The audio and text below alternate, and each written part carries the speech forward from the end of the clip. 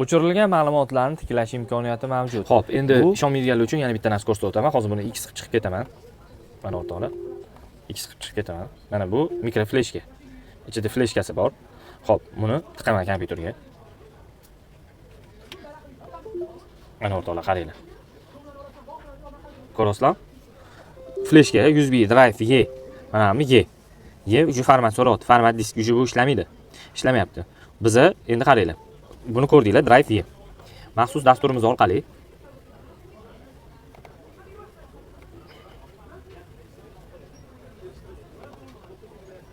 ko'rib beraman sizlarga. Deylik, ana o'chib ketgan ma'lumot.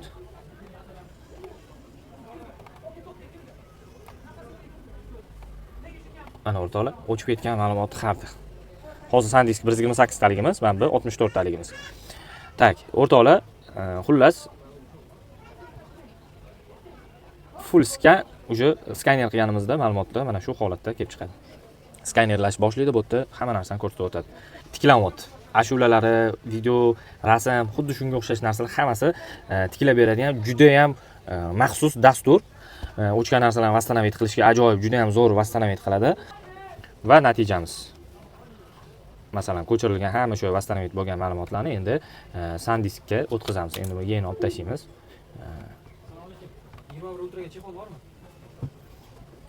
Sog'lom fleshkaga endi kopirovka qilamiz.